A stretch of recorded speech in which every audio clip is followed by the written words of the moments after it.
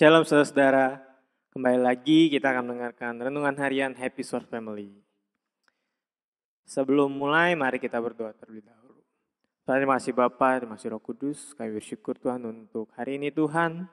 Kami mau Tuhan mendengarkan sedikit renungan Tuhan, biarlah apa yang akan disampaikan Tuhan menjadi rema bagi kami Tuhan, untuk kami dengarkan pada hari ini Tuhan. Terima kasih Bapa, terima kasih Roh Kudus, kami sudah berdoa dan mengucap syukur. Haleluya, amin. Hari ini saya mau membawakan renungan dengan judul Sebuah Kepercayaan. Ayat referensinya ada di Lukas 15 ayat 11-32, di mana menceritakan tentang perumpamaan anak yang hilang. Saya tidak akan bacakan semua, saya hanya baca ayat di ayat 17-19. Lalu ia menyadari keadaannya, katanya, betapa banyaknya orang upahan Bapakku yang berlimpah-limpah makanannya. Tetapi aku di sini mati kelaparan. Aku akan bangkit dan pergi kepada Bapakku dan berkata kepadanya, Bapa, aku telah berdosa terhadap sorga dan terhadap Bapa. Aku tidak layak lagi disebutkan anak Bapa. Jadikanlah aku sebagai salah seorang upahan Bapa. Menurut saudara, apa sih itu arti kepercayaan gitu?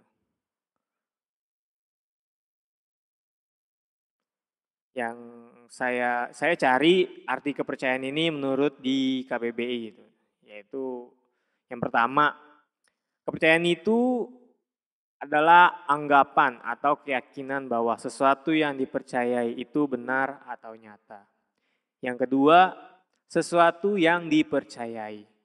Ketiga, harapan dan keyakinan akan kejujuran, kebaikan, dan sebagainya. Orang yang dipercayai, yang diserahkan sesuatu, dan sebagainya. Yang terakhir, sebutan bagi sistem religi di Indonesia yang tidak termasuk salah satu dari kelima agama yang resmi. Nah, jadi membangun kepercayaan itu perlu proses dan waktu gitu. Mungkin memakan waktu mungkin berhari-hari, berbulan-bulan, bahkan bisa bertahun-tahun gitu. Itu membangun kepercayaan itu bukan sesuatu yang instan.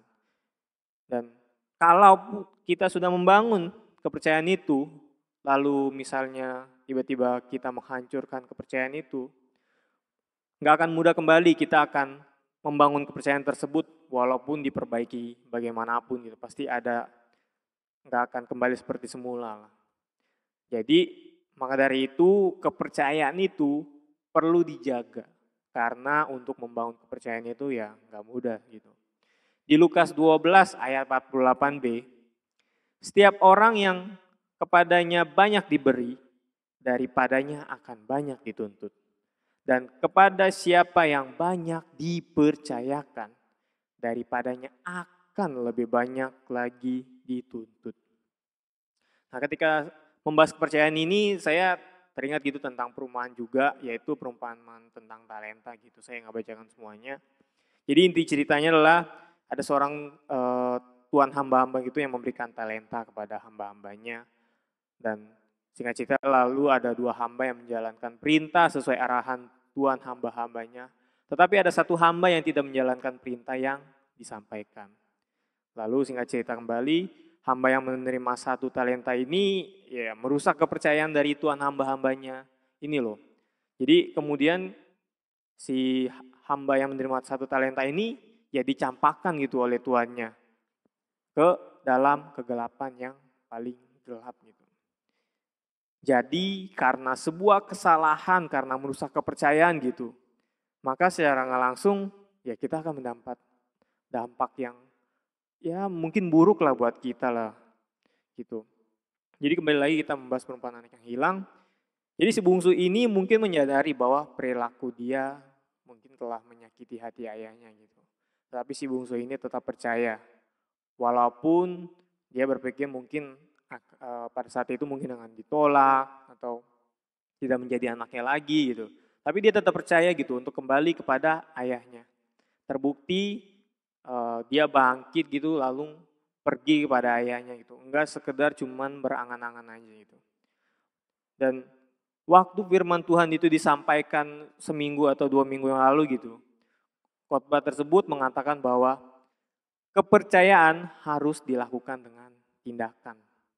Maka dari itu si bungsu ini ya gak hanya percaya aja gitu, tetapi dia memulai melangkah atas kepercayaannya itu. Amin. Mari kita berdoa. Terima kasih Bapa, terima kasih Roh Kudus. Kami bersyukur Tuhan kami sudah mendengarkan renungan pada hari ini Tuhan. Biarlah apa yang telah kami dengar Tuhan, kami mempunyai kepercayaan Tuhan. Bukan hanya kepercayaan saja Tuhan, tapi kami mau untuk bertindak Tuhan. Bahwa kepercayaan saja tidak cukup Tuhan, tetapi kami mau bertindak Tuhan untuk apa yang di dalam pergumulan kami Tuhan, di dalam masalah kami apapun Tuhan, kami percaya dan kami melakukannya Tuhan untuk apapun situasi yang kami hadapi Tuhan. Terima kasih Bapa, terima kasih Roh Kudus. Biarlah hari ini Tuhan kami serahkan sepenuhnya hanya ke dalam tangan-Mu Bapa. Terima kasih Roh Kudus, hanya dalam nama Tuhan Yesus Kristus kami sudah berdoa dan mengucap syukur. Haleluya, amin.